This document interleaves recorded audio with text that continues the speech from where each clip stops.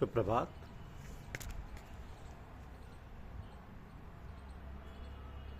दिव्य साक्षात्कार का शुभारंभ है ब्रह्म। दिव्य साक्षात्कार शुभारंभ है ब्रह्म। यह हमारी आज की आध्यात्मिक चर्चा का विषय। ब्रह्म का स्वरूप है अमरता, अविनाशिता, शाश्वतता तथा सुख। तो ब्रह्म तो दिव्य साक्षात्कार का शुभारंभ है। परमात्मा इस दिव्य साक्षात्कार की मध्य द्वितीय अवस्था है और भगवान परम सत्य के परम साक्षात्कार,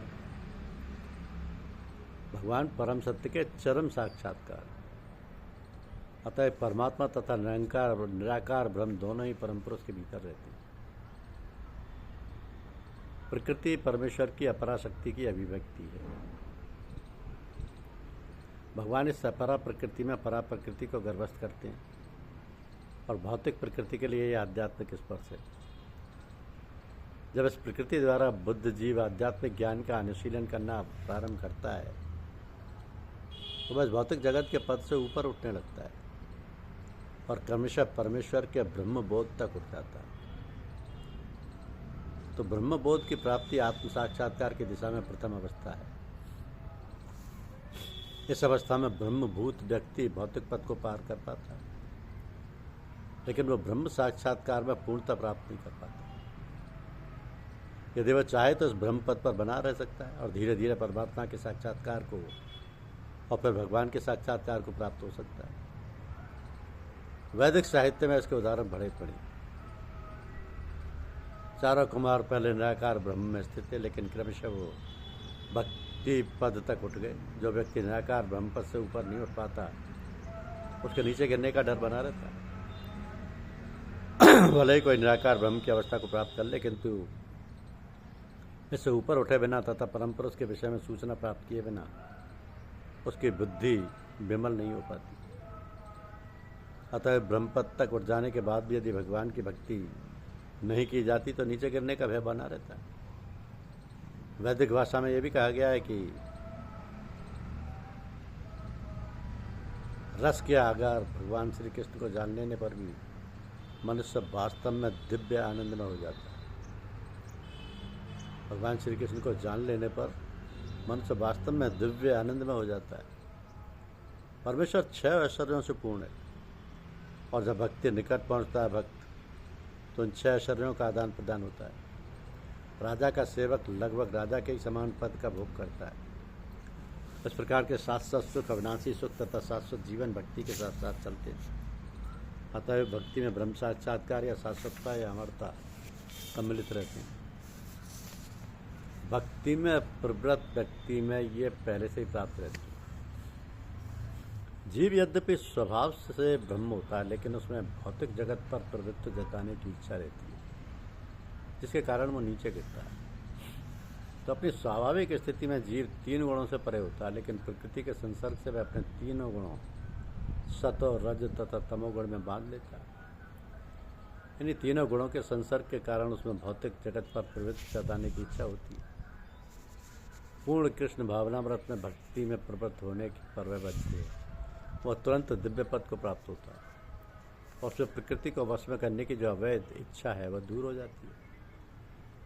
अतः भक्तों की संगति करके भक्त के 9 विधियों श्रवण, कीर्तन, स्मरण आदि का अभ्यास करना चाहिए। धीरे धीरे ऐसी संगति से तथा गुरु के प्रभाव से मनुष्य की प्रभुता जताने वाली इच्छा समाप्त हो जाएगी और वह भगवान की दिव्य प्रेमा भक्ति में दृढ़तापूर्वक स्थित हो सकेगा। इस विधि की संस्ति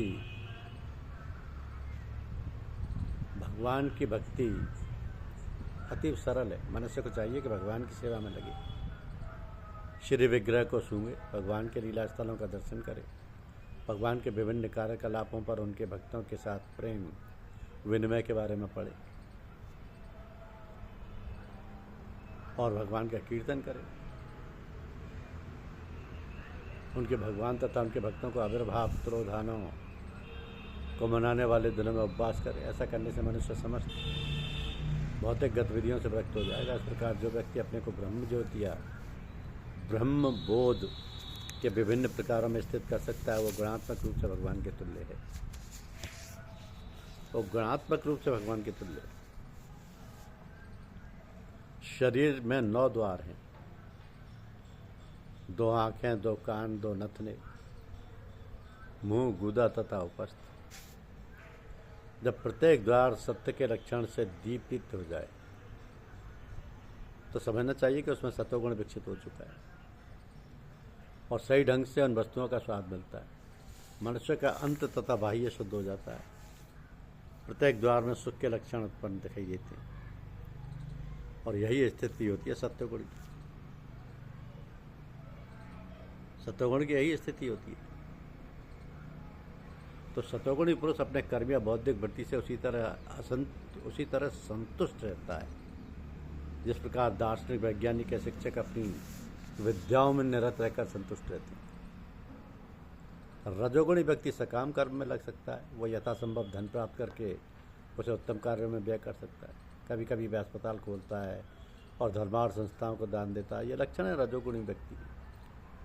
लेकिन तमोगुण तो ज्ञान को ढक लेता है। तमोगुण में रहकर मनुष्य जो भी करता है ना तो उसके लिए न किसी अन्य के लिए हितकर होता है। तो जब रजोगुण प्रधान होता है तो सतो तथा तमोगुण परास्त रहते हैं।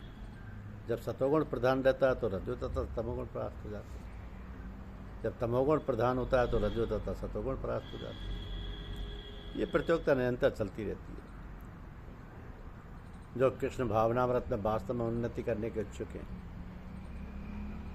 उसे तीनों गुणों को लागना पड़ता है, क्योंकि प्रकृति के किसी एक गुण की प्रधानता मनुष्य के आचरण में, उसके कार्यकलापों में, उसके खान पान आदि में प्रकट होती रहती है।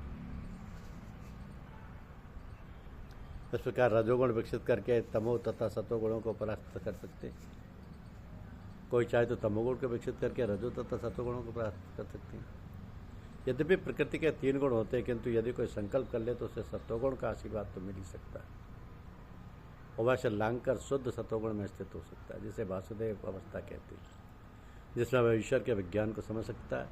विशिष्ट कार्यों को देखकर ही समझा जा सकता है कि कौन व्यक्ति किस गुण में स्थित है। धन्यवाद। यूट्यूब चैनल को लाइक और सब्सक्राइब अवश्य कीजिए। शुक्रिया।